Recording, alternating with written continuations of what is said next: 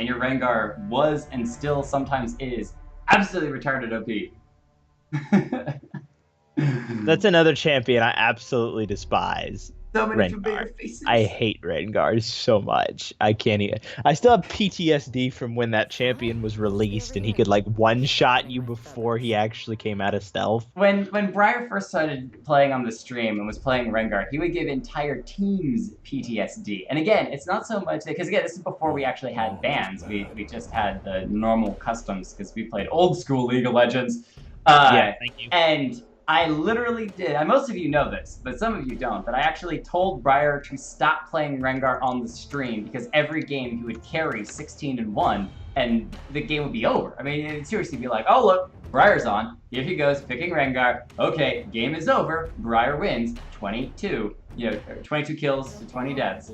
Or to 2 deaths. What am I talking about? Anyway, we've got the Orianna and the Xayah banned very quickly from Team Zaboomafu Returns, which I'm probably just going to cut down to Zaboomafu Returns, because that is a very long name. And Phantom Potatoes as Team 2. And Ban Syndra, nice Teemo hat. Hey, repping the devil. Thank you until dawn. Until dawned it. Like, I really don't know if it's dawned it or until dawn edits. It might be until dawn edits. That probably makes more sense.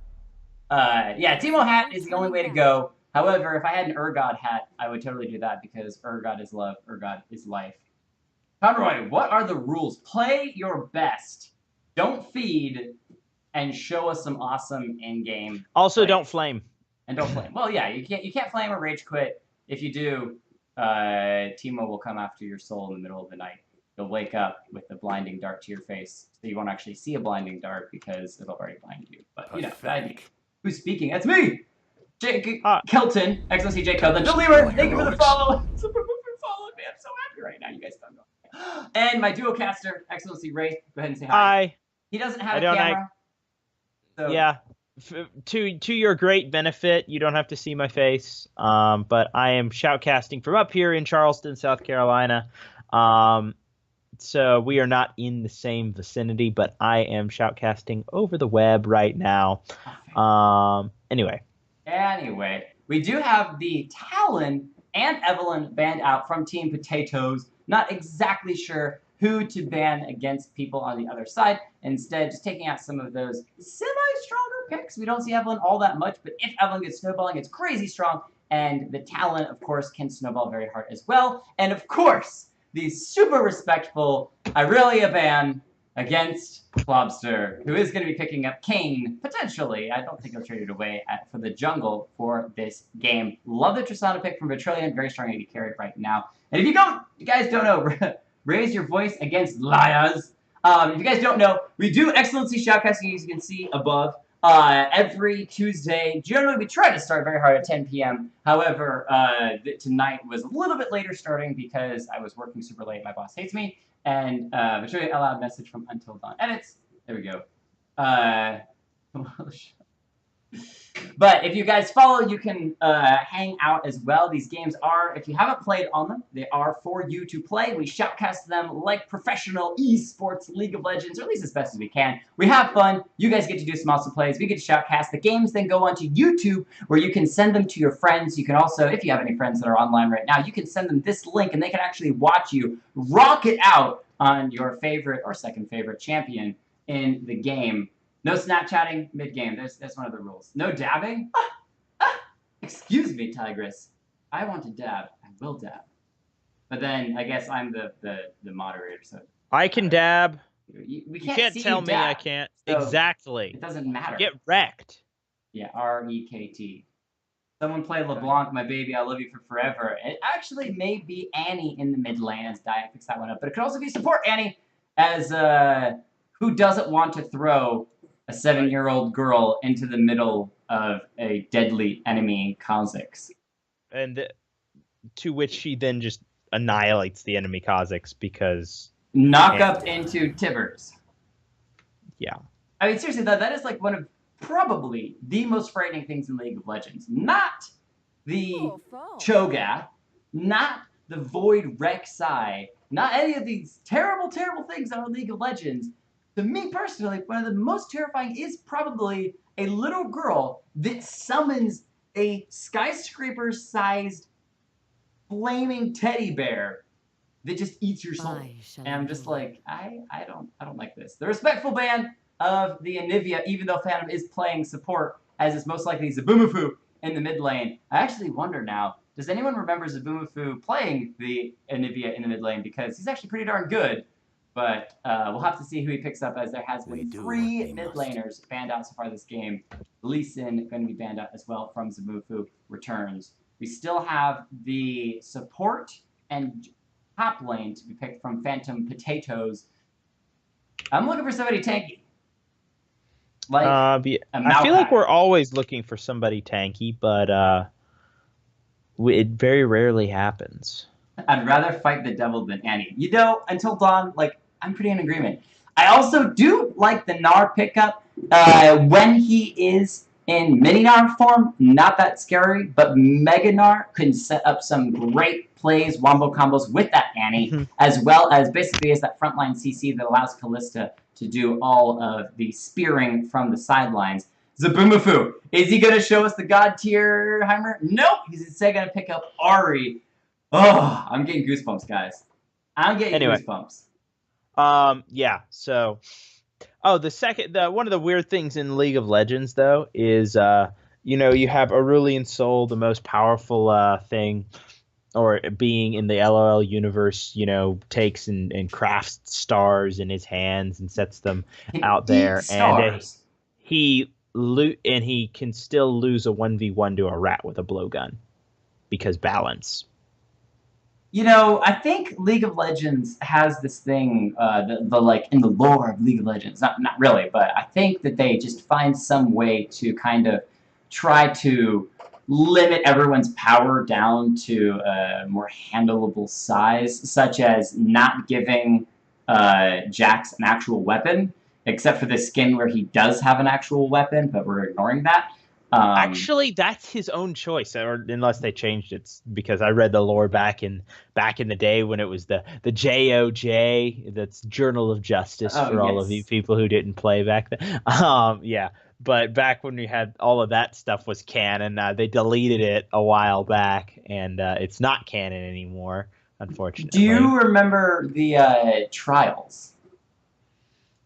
Which League of Legends came out with like 1 Trials, and then everyone went fanfic crazy, basically coming out with a Trials for every single champion ever, which was some greatest fear that they had to face and defeat to be accepted into the League of Legends as a champion.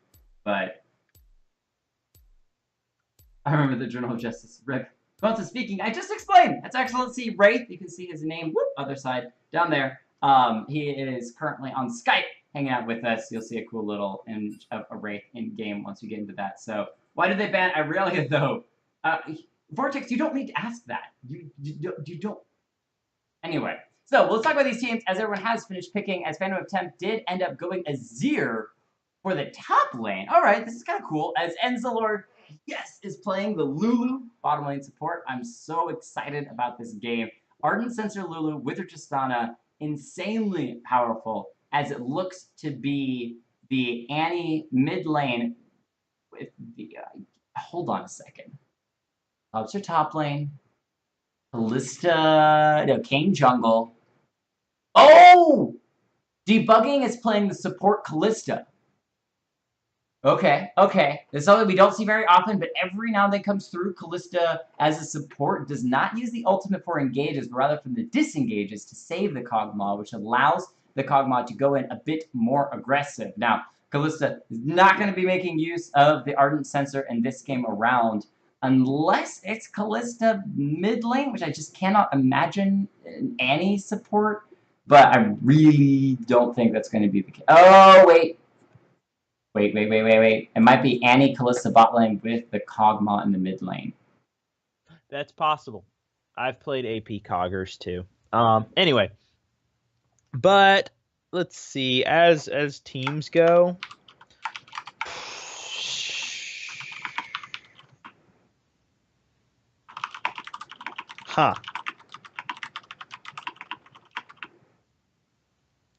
I don't know. You have a conditional tank in Klobster's Gnar. But on the side, you have an assassination comp essentially versus. I'm not even really sure what the other comp can be considered. So I'm gonna have to give it to the pick comp. On Phantom Potatoes. Yeah, Phantom. Wait, no, Zaboomafu returns. Okay. Yeah. I was confused which one was the pick comp and which one's the assassination, because both have a lot of pick and assassination. The only difference... Not really. Kog'Maw doesn't pick or assassinate. Annie can. She's not so much of an assassin as you walk. She doesn't really pick people off. She doesn't have any long range engage. You just get close to her. Aside from like Flash, because she is fairly short ranged. Now I suppose the Callista, if she were to, soul bond to Gnar or Kayn, that she could throw in. Now Kayn does have some pick potential. Gnar has a little, I wouldn't call it pick potential. He has massive team fighting potential. So you've got this weird dichotomy where you have a really good team fighter in Gnar and Kog'Maw, and then you have this kind of interesting, we'll call it, pick of the Callista in the bot lane. That's a little bit, because she doesn't do anything pre-6 from a supportive standpoint. But we've seen it work in the past, I think. Have we seen it work in the past, Jake? What work in the past? I was distracted. Callista support. I don't think we've seen it. We've never seen it work very successful. I think the main reason why is that it's usually picked with a AD carry that just isn't really good for Callista support. You need somebody that has really good engage and aggressiveness before being... someone like a Draven or even a Lucian that literally wants to just dive into the enemy team's face, and then when he goes in a little bit too far, Callisto can pull him to safety. Rather than we see usually it more like the one time I think we've seen it picked was either with a Caitlyn or an Ashe or someone that was far more of the distance, poke, harass, and it didn't really do all that much. But what I did want to share very quickly was that Until Dawn is threatening Lazy with never speaking to him again if he loses, but this is not nearly as bad as the game we had last week, or was it 2 weeks ago, in which somebody threatened to kneecap a player's mom if they lost a game, which I thought was the most hilarious thing ever. But we are about to get into game number 2 of the evening. I guess I should switch the loading into games so we can see all these beautiful skins of Gravelord Azir, Mecha, Kha'Zix, Buccaneer Tristana, Starlord, Ari, Star Guardian Lulu. So we got some team synergy right there. As only 2 skins coming out from Phantom Potatoes. I gotta ask, Ray, what are your thoughts on Pugmaw? I used to really hate it, but it's grown on me a little bit, kind of like a fungus. It's still kind of like, I don't know if I would play the skin, so to speak, simply because it's annoying when it barks. Every time you auto attack, it gets kind of irritating. Isn't that only the empowered auto attacks though? Yeah, but still, that lasts for like 7 to 10 seconds, depending on your level.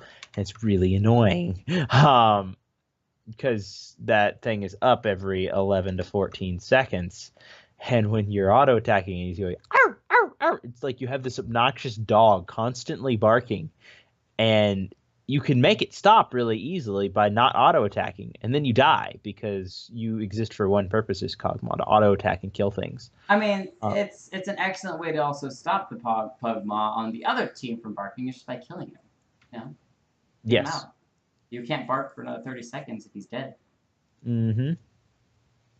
So, guys, if your dog's being annoying and barking too much, just kill it. That's what... Just drop a flaming teddy bear on it. Yeah, exactly. Set your teddy bear on fire and kill your dog. You heard it here first, guys. ECS shoutcasting at its best. Don't kill your dog. They're so cute. They're so cute. Most of them. I don't like Yapper dogs, but even still, like, Yapper dogs make dog into Pugmaw. Okay, Now that would be awesome. And someone's probably already done it, but someone needs to take their dog and have them cosplay Pugmaw, because that would be pretty darn awesome. I'm not even going to worry about moving Phantom Potatoes players into their positions until I see where they run to, because at the moment, we just really have no clue besides Kane in the jungle and R in the top lane. Everything else will just have to be seen. Kog'Maw in the mid lane can be somewhat effective, mostly just wants to farm until he's level 6, and then is able to engage a little bit harder. Annie, obviously a little bit better in the mid lane, and it does look like it's going to be that Annie in mid lane versus the Ahri, and it's going to be the support Kalista and Kog'Maw in the bottom lane. We'll see if they can do it. It's my birthday today! Who said that? Oh, Conroy! Happy birthday, Conroy! Happy birthday, Conroy. Hello. Did you say hello? Yes. Happy birthday! Hello. Let's be real, the skin doesn't include all that much. It's just the pug with the red collar. This is very true. Now, the one thing I will say, and I'm not trying to be rude or anything whatsoever, is we're actually going to click on him real fast. He actually has terribly small front arms. He's like one of those dogs that had the weird deformed front legs, and so he can only walk on his back legs, which then are extra, pumped. He's been doing all those leg lifts and squats to get them pretty darn ripped. I mean, even actually the front ones are a little ripped too, but yeah. Anyway, we're going to go back to the game. No invades from either team. Zaboomafu returning once again to the red buff start for the Kazakhs. Now, one of the things is that Kazakhs, as an assassin, is very good at taking out squishier members like the Kog'Maw, potentially even the Annie or Kalista. But for Briar to really get rolling, he's going to have to find some really good ganks that is going to set him ahead so that he doesn't get found by the Kane, who has potential of outplaying him in the jungle. Yeah. Kane is a fairly strong duelist, but he does have garbage form early, so until he transforms into something that's actually useful, he's going to have a little bit of a problem killing anything. Ooh, Vitrillion taking a little bit of damage in the bottom lane, starting us off. It does look like the Kalista soul bonded with the Pugmaw. I laughed very hard at Latigris's comment in the chat. Pugmaw skipped arm day. Never skip arm day. Phantom of Temp just looking for the clearing of farm in the top lane. To be fair, is a fairly safe champion against the Gnar. Now, probably not going to push the Gnar in very hard, but anytime Gnar tries to hop in to get an engage off, the Azir is just going to Shurima shuffle his way to safety. It just needs to watch those cooldowns and make sure that he doesn't get engaged upon when Mega Gnar is available, as he is up right now. So, 0 kills to 0 kills. No, nothing too crazy so far in the game. A little bit of good harass in the bottom lane. Lanes I really want to watch is this mid lane. As, Kane actually is taking very low. Is able to pick up the blue buff, but very low health. Probably wants to recall instead. Revealing his position, though, I'm probably going to go for that Scuttle Crab. Yeah, but in the top lane, that's going to be the gank from Briar. Oh, misses the rockets on the Mecha Kazakhs and is going to have to walk out from that. So nice and Lobster. But he does force out the flash. Conroy playing aggressive as the Kog'Maw, taking him very low. Doing an excellent job of playing that. Vitrillion taken down to basically no HP.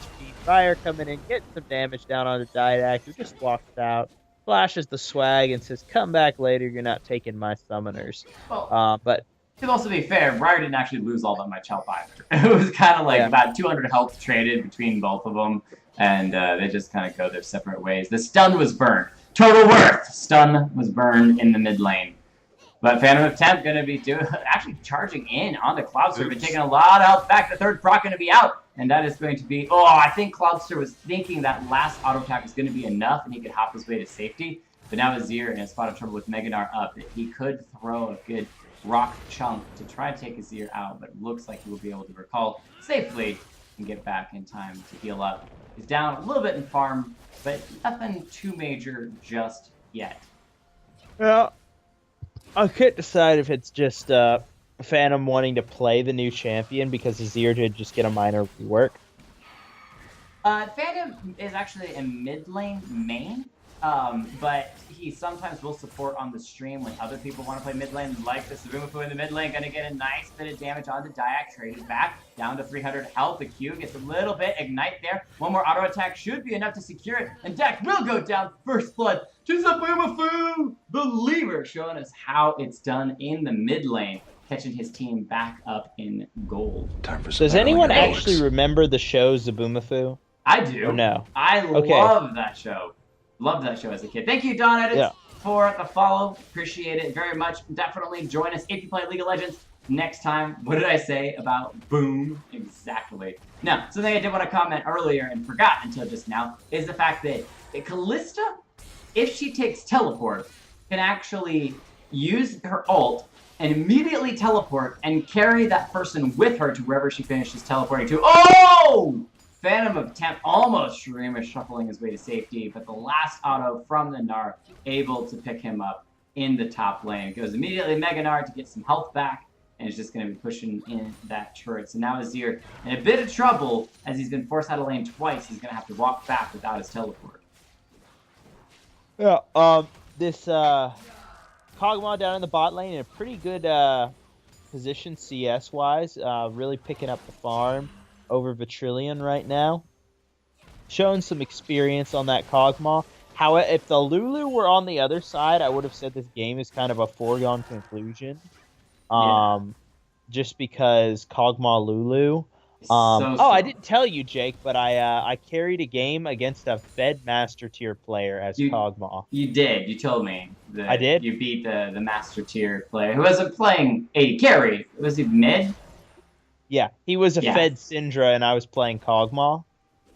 But I carried a game versus a Fed Master Tier player on Kog'Maw, and I am very happy about that. And I will continue to say that probably until I die. Raid is happy. He can die happy now. No need for anything fancy. No need of a wife or children or success in job. Beat a Master Tier player in League of Legends. That's all that matters in life. And to be fair, if I did that, I'd be pretty stoked too. I'd be like, okay, I'm getting married in 3 weeks, but I'd be a Master Tier player in League of Legends. Keep in mind, this is going on video, and someday Laura's going to... No, she's not. Never mind. Okay, I don't know what I would do if she ever actually watched any of these videos all the way through. Like, we're at a midpoint in the second game of the night. There's just no way. There's just no way. If she did, I love you, babe. You're the best ever. And while we are kind of, well, maybe not in a lull, Zaboomafu is going to get some pretty good damage onto Diak, uses the ult as well. Ignite is down, dodges away from the Tibbers, but the Tibber stun comes out anyway. Ignite going to finish that one off as Briar gets the return. But, hi, Briar. And heals off of the Tibbers. Who will win, Teddy Bear or Mecha Bug? Mecha Bug. He's robotic bug. So we're going to go right back to the farming game lull a little bit. I wanted to say that this past, week, has been insane for me because 3 weeks out from the honeymoon, I get a call that says, oh, by the way, the island where you were going to be honeymooning has been destroyed by a hurricane and you can't go. As Phantom Temp getting engaged upon in the top lane, Clobster just autoing him down. That is a second kill. Now, his teleport still isn't back up. His Walk of Shame back is going to be real bad. As he's down 30 farm in that top lane. Honestly, at this point, I'd say Kha'Zix really should just camp that top lane, or better yet, cut your losses and... Yeah. This top lane's really beyond repair at this point. There's not much that Kha'Zix is going to be able to do up there, simply because Azir's not a good top lane. Okay, so what you can do as a top laner in a situation like this is sneak around and come gank the bottom lane or even gank a mid lane. Especially now that you've hit level 6, you're going to have the soldier wall up and let the Gnar get the top lane turret. Once that top lane turret's down, it's going to be a little bit more dangerous for him to push all the way to the second tier turret. And instead you're going to have a long lane, which is going to be a little bit easier for you to farm, and then start to move around the map. There's actually been several times that Wraith and I, when duoing, have seeded bottom tier turret because it opens us up for the rest of the map. And we actually start winning other lanes off of that because we didn't just stick around and die several times more underneath our own turret as Azir is struggling in the top lane. However, Annie versus Tibbers in the mid lane. Zaboomafu doing quite all right there, and so being 20 farm up kind of balances it out just a little bit between the two. Phantom getting engaged on once again, having to burn the soldiers defensively, but Clubster flashes over the top and might just secure the kill. Yeah, it looks like it's going to be a kill. Yeah, not even worried about it. Had the health, and the thing is that when you're 100% running away like Phantom just was, you can't do any damage. He had no soldiers down. Oh, Zaboomafu getting the kill on Annie in the mid lane. Gonna have to use the rest of the ult to get away from the Tibbers and the Kayn. Can he dodge it out? Looks like he will. The outplay is real. Zaboomafu picks up a double kill in the mid lane. Woo, beautiful. Just beautiful. Debugging low health in the bottom lane, but so is the Lulu and the Tristana. Kog'Maw nicely full health as he's going to continue just to stack up with that lifesteal. The debugging might be going down here as Vitrillion goes in hard. That's going to be the Wild Growth, keeping the Tristana alive for a moment longer as Kog'Maw now tries to get the kill. Should be able to pick up Enzlor with that last auto attack. Flying in. The Acid Breath just a little too much as Conroy gets his own trade kill in the bottom lane. Yeah, he should have saved that. He's out of mana for his ultimate now, but he should have saved that and maybe tried to snipe down the Tristana. May have thought Tristana was already gone, but it's always good to wait and see before burning your mana like that. Yeah, because that definitely could have been a kill, or definitely proc the W. The Phantom Attempt just needs to leave. Just don't even worry about it. Let Klobster do his own farm thing up here. Honestly, well, Briar's here now, but there's not a whole lot that level 7 Kha'Zix versus level 9 Gnar, who's about to have Kayn support, can do. Yeah, and he's about to go Mega. You do not want this fight, Briar. No, Briar gonna have to leap away from this one. Actually flashes first as his leap was already used. Ult as well, just to give him a little bit of a speed boost. Yeah, give up the top turret. Phantom, head towards the Drake and meet up with the rest of your team and see if you can secure the bot lane. If you TP bot lane, then you can get first turret. Like, put 5 people bot. Get the first turret before Klobster does. Exit laning phase, stage right. Because staying in laning phase is just going to mean worse things for you. Now, again, we can't disagree that on the other side, Ahri is basically doing the same thing to Annie in the mid lane. So maybe something else you could consider doing if you really wanted to stay in laning phase is just stray the Azir for the Ahri. Annie will still have kill pressure, but the Ahri should be strong enough to at least, from a distance, handle the Gnar in the top lane.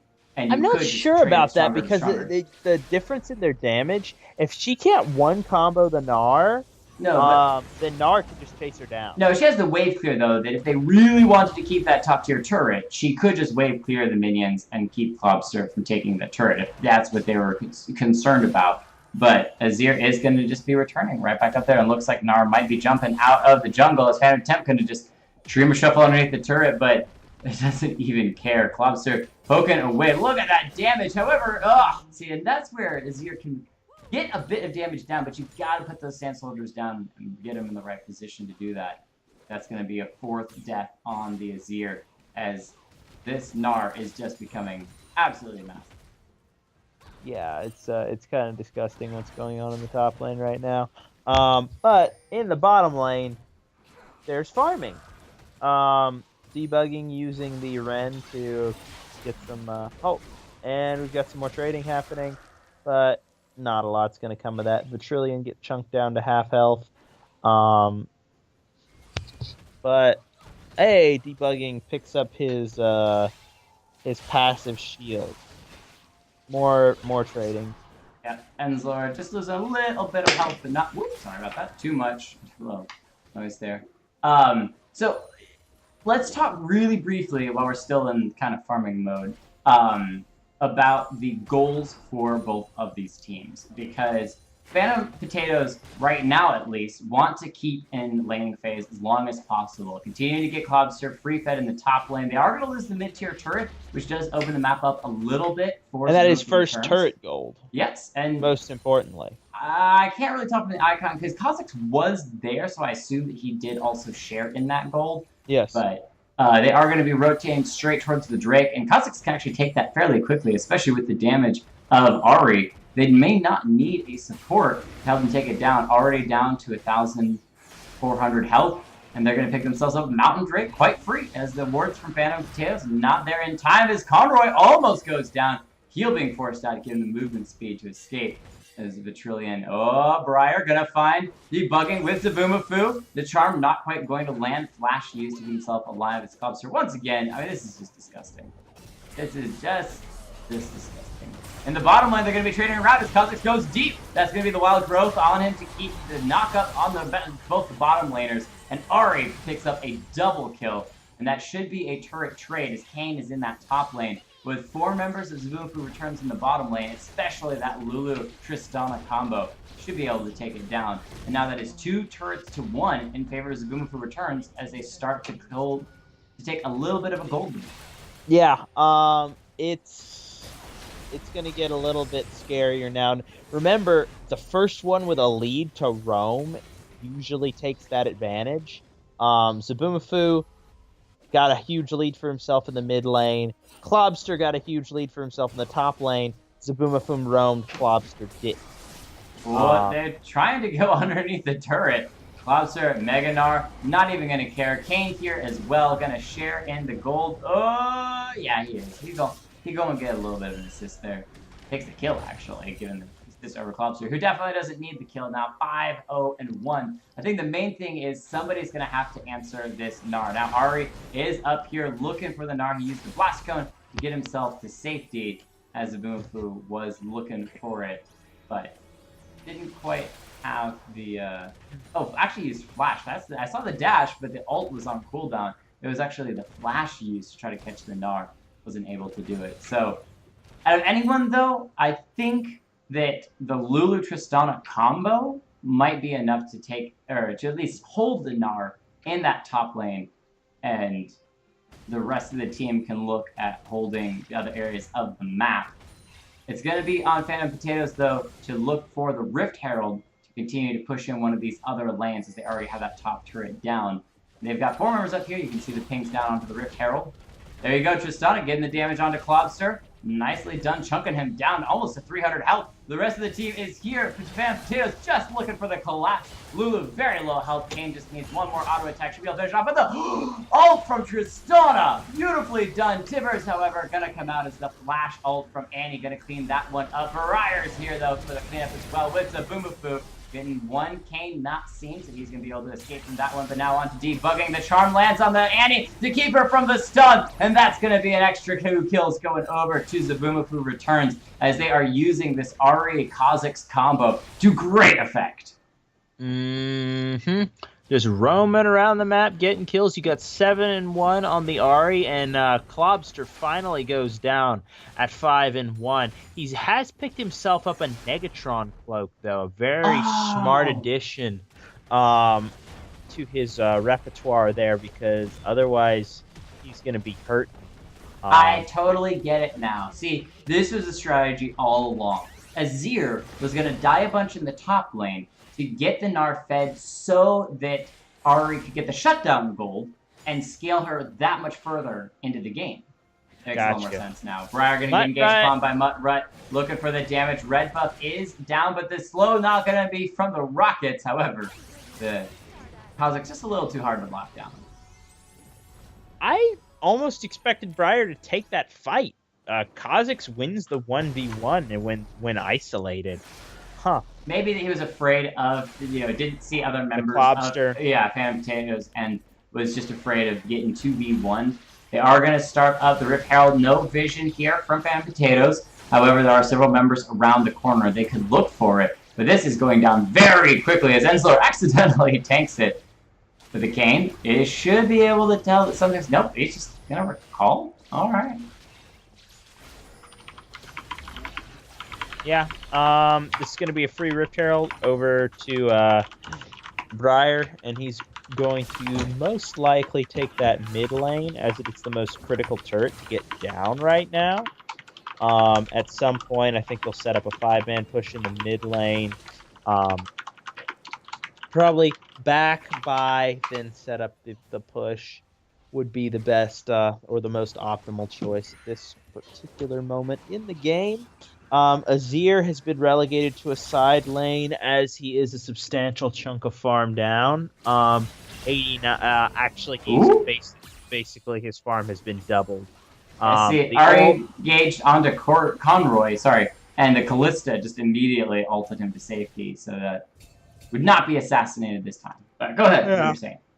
I was saying basically that the ult saving the Kog'Maw's life. Zaboomafu with that blue buff is just going to be crushing down these waves. Pings from Zaboomafu returns onto the turret in the mid lane. Can they get this one down? Mutter off to the side, going to see that ward being placed, knows that he is in vision, and there is the Rift Herald used as well from Kha'Zix behind the turret. Nice little play there. Keeps the Rift Herald fully held, so going to get a second charge off onto the inhibitor turret. And going to take a huge chunk of damage. It's just Tristana should be able to clean this one up. And middle inhibitor turret goes down as Fan Potato is not quite there for the wave clear to try to get that Herald off.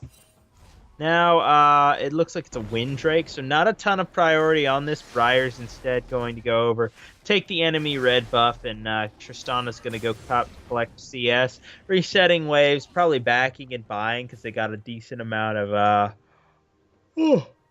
gold for those turrets.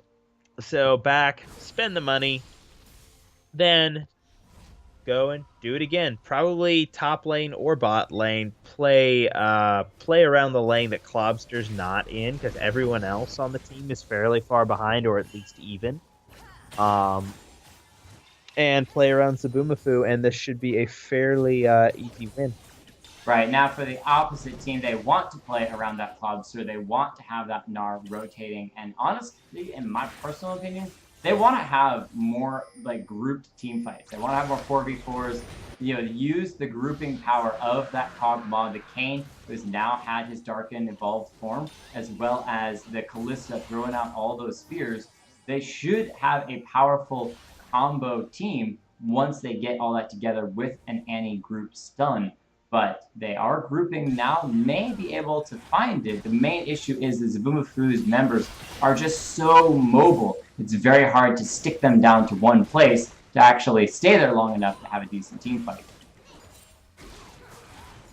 Yep. It looks like we've gone 5v5 ARAM mode in the mid lane, with the exception of Azir, who is split pushing, keeping his eyes on the map, noticing that multiple people are going down bot. They've started up the Baron. A Phantom of Temp PP into the mid lane to group with the team. You've got both Kog'Maw and it looks like... hold on, the jungler is out. Using the ultimate, trying to stay alive, however, still be going down. The Baron very low health, 700, and it's actually Kha'Zix that picks it up as the Mega Gnar finishes off the Tristana. Klobster doing work, but now the Kha'Zix starting his assassination from the sidelines, looking for the Callista. However, Conroy is here to do damage, but the damage is already done as the Zaboomafu returns. Going to be picking up three members, sorry. The fourth of, that's what I meant fourth, is the Kog'Maw, who wasn't quite dead just yet. And that is going to be almost a full team ace. Briar on the hunt for the Gnar. Should be able to see him. However, Gnar may be able to take him out. This might not be the fight that Kha'Zix wants. He does great damage, but so does Gnar, as the Baron empowered three members of Zaboomafu returns, looking for the inhibitor. Kayn already backed up, but the inhibitor's already down. The main thing on that... They should rotate top and use this wave.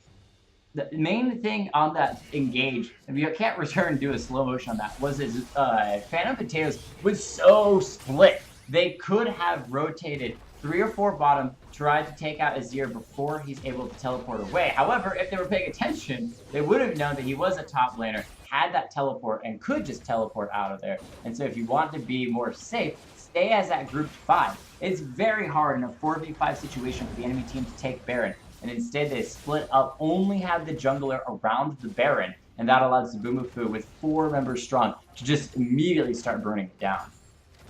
And that top lane turret is within 1 auto attack of dying. Tristana is in a little bit of an interesting position here, but once she's with Lulu, she should be okay. Did anybody else see that? The flash? Was that just me? From the Kog'Maw? Yeah. Kog'Maw just flashed for no reason. Because why not? I don't need this. It's not like I'm the most immobile and AD carry in the game with no self-heal. Who needs The that? turret's more immobile Phantom of than... Temp is about to die again. Oh, he's got some damage. He throws down the turret as well. He dodges. Oh, it's a Meganar comes out. And Klobster able to pick that one up. No, too shocking there, but a little bit of some play from Phantom of Temp showing that he's not quite out of the game just yet. However, Zaboomafu, you're going to choose a chunk of health from this Kog'Maw, just trying to keep him alive as best he can. Yeah, Kog'Maw's late game scaling is pretty scary. But then again, so is Tristana's. Oh, Kha'Zix looking for the assassination, finds the Gnar, immediately hops out. The wild growth to keep him alive for a moment longer before Annie takes him out. But the damage has been done as Tristana now starts her resets through the enemy team. Picks up a double off of that, as well as the second inhibitor. And it looks like Zaboomafu is all set and ready to take this game. Only one member alive, the Kane, as there is still 20 seconds on the rest of the team, at the very least, coming through the wall. Kane's looking for the knockup, immediately ults into the Lulu, one of the squishier members. However, misses the knockup, and with that polymorph should spell the end of the Kane, who's just delayed the game a couple seconds longer. But still, within 27 minutes, that's going to be Zaboomafu returns, taking the game in grand Zaboomafu style. Yeah, that was a fairly good game. A textbook example of how to play around your advantages. Let's see. So, for MVPs and honorable mentions.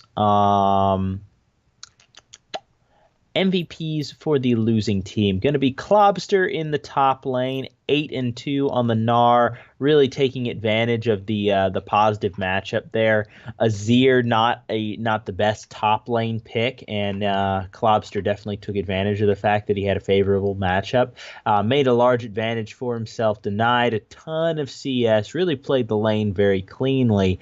However, when it came to the rest of the game, when the rest of the team was involved. Now, for honorable mentions, I want to give it over to Conroy in the bot lane, because just a lot of the micro I was seeing out of him, the trading, before the game ended. Vitrillion ended up in CS in the end, but at one point I believe he had a 25 CS lead or something like that over the Tristana, doing an excellent job of zoning and trading, despite the fact that he had a Callista support, which doesn't offer a ton. From the support, I mean, that all she does is damage, and not even that much when she's not building AD. So he did a very good job of providing pressure in a lane that he should have won, or she should have lost otherwise. So that's your MVPs and honorable mentions for the losing team. Yes. But for the winning team, I'm going to give MVP over to Zaboomafu on that Ahri in the middle lane, putting on a clinic against that Annie, and really showing us how that champion should be played. Second place, I'm going to give over to Briar on the on the Kha'Zix, the other K Void thing. Briar on the Kha'Zix doing a good job moving around the map, and especially at about 15 minutes when laning phase ended, Briar did a good job of roaming with Zaboomafu as this kind of two-man death squad and getting the rest of his lanes ahead. Shout out to Phantom of Temp for not